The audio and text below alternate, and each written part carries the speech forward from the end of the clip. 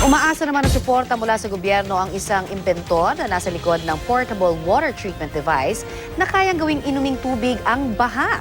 Nagamit na raw ito sa mga nakaraang sakuna tulad ng matinding lindol sa Bohol. Narito ang report.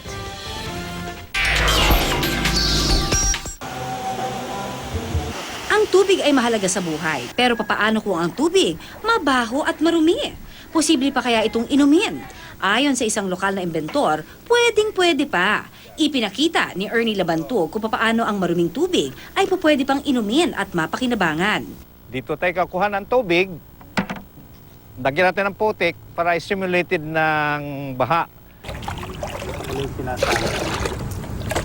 Gaya ng baha, marumi, malabo at puno ito ng pollutants. Pero sa pamamagitan ng portable water treatment device, kayang gawing drinking water ang baha. Una, salain muna ang mga solid objects o debris na pwedeng mahalo sa tubig.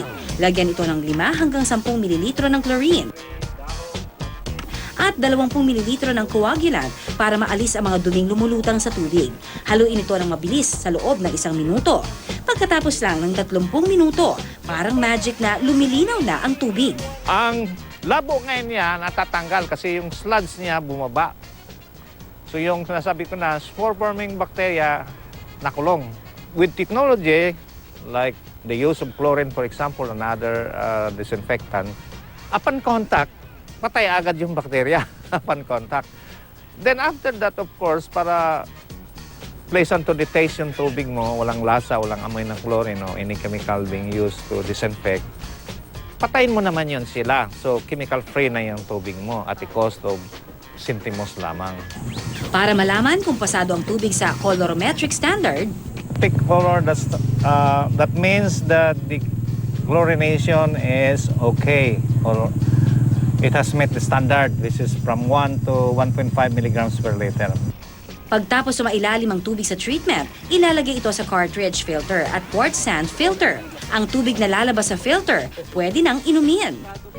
Yan yung baha mo. Aprobado naman ito ng Food and Drug Administration o FDA. Katunayan, nagamit na ito sa iba't ibang probinsya na tinamaan ng dilubyo, gaya noong lumindol sa Bohol.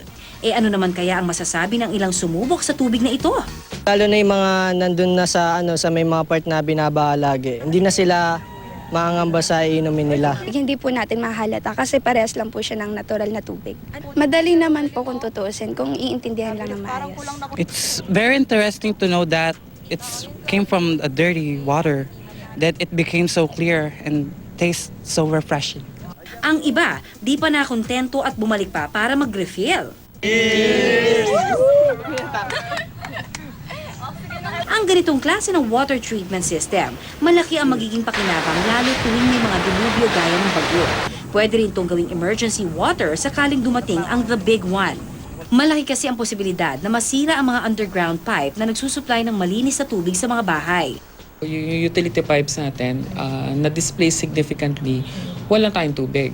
Okay? And the scenario here is that kung wala rin naman tayong supply of water, within 2 days, wala na yung tubig na makikita natin from the supermarket. As much as possible, meron tayong supply ng emergency supplies. Part of the emergency supplies natin is water, good for 3 days. No?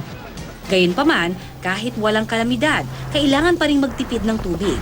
Batay kasi sa nakuhang satellite images ng NASA, 21 sa 37 pinakamalalaking groundwater supply sa mundo, narating na ang kani-kanilang tipping point.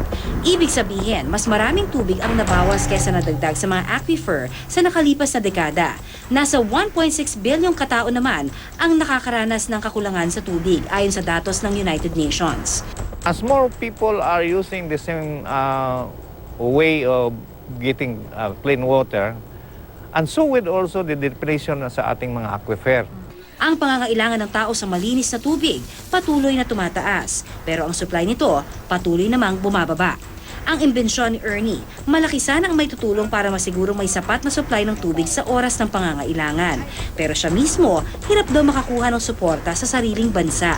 Kaya naman ang kanyang panawagan, The government has a big hand also, the private sector, na tangkilikin yung sarili natin. Katulad ng mga foreigners, ng mga Hapon, na unahin mo na yung sarili bago yung iba.